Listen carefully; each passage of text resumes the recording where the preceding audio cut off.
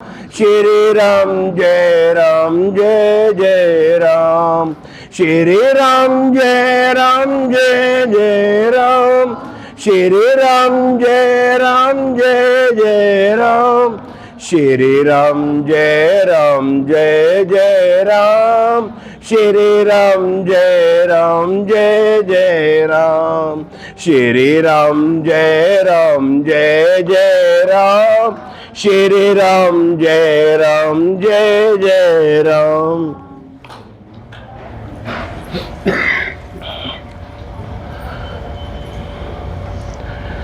प्रश्न आया, प्रश्न बहुत अति उत्तम जवाब देना भी उसका। प्रश्न किया गया है, यदि कोई व्यक्ति गुरु घर जाकर गुरु चरणों पर शीश नवाकर गुरु दीक्षा लेता है, उसके बाद वो पाप करता है, उस पाप का अधिकारी कौन? कि जिस इंसान ने दीक्षा ली है और उसका स्वभाव क्या है, ये तो नहीं कह सकती एकदम बदल जाएगा। कोई एक चोर भी यदि दीक्षा लेने आया है, दीक्षा तो उसको दी जाएगी, क्योंकि उसे सुधारना इंसान का कर्तव्य है इसके लिए। अब ये कहें एकदम वो सब कुछ छोड़ के साधारण इंसान बन जाए, उसे मौका दिया जाता है। जैसे आजकल कहते हैं ना, कोई शराब पीने वाला इंसान कहते हैं इतनी पीता है, हद से ज़्यादा पीता है, तो एकदम छोड़ देगा तो उसकी तबीयत खराब हो जाएगी। कम करके पीता है, थोड़ी घटा के फिर ख़त्म कर देता है। इसी प्रकार गुरुवर हर उस इंसान को मौका देते हैं।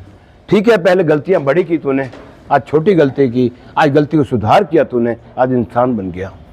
लेकिन उसके बाद भी जब कोई व्यक्ति उसी रास्ते पर ही चल रहा है, ठीक है, गुरु दीक्षा लेकर उसने अपने आप को एक गुरु भक्तों को बना लिया, ठीक है, मेरी रक्षा करने के लिए मेरे परवरदिगार बैठे हैं, मेरे गुरु महाराज बैठे हैं, संभालेंगे। उस समय वो गलतियां करता है, वो गुनाहगार कौन होता है? फिर उसके गुनाहगार उनके गुरुवर होते हैं। जैसे अंदाजा लगा, एक छतरी बाजार में मिलती है ना, 400 500 रुपये की, इतनी कीमत होती है, 1000 रुपये हो गई है, इससे बड़ी बात नहीं है।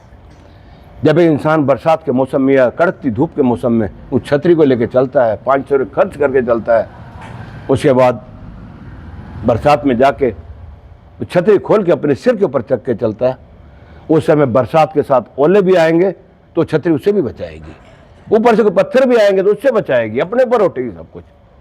कोई कीचड़ भी ऊपर से गिरेगा तो छतरी अपने ऊपर लेती है।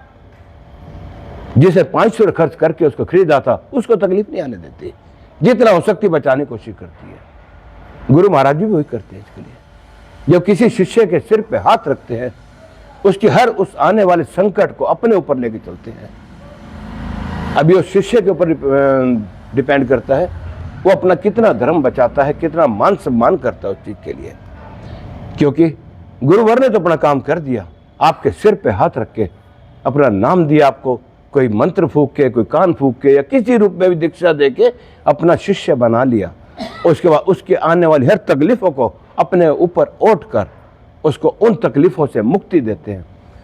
उस समय उस भगत का भी ये फर्ज बनता है कि मेरी वजह से, गलत कार्य करने की वजह से मेरे गुरुवर को तकलीफ हो रही है, तो कम से कम मैं इस राह के इस बहाने तो छोड़ के चलूँ कम से कम। उसके बाद भी यदि वो नहीं करता तो ठीक है, फिर गुरुवर कहते हैं अगर अति होने पर भी तो या तो फिर गुरु दीक्षा ना लेता, तूने इसी राह को अपना साथी बनाना था तो, और गुरु दीक्षा ली है तो उसे सम्मान करना भी तुम्हारा धर्म बनता है, फर्ज बनता है। अब कहीं पूछे कहते हैं गुरुवर कई बार देखते हैं समाधिस्थ हो जाते हैं या कुछ समय के लिए गायब हो जाते हैं। गायब होना नहीं होता, वो उन शिष्यों के पापों को बचाने के लिए एकांत मांगते हैं उस समय, कुछ समय के लिए।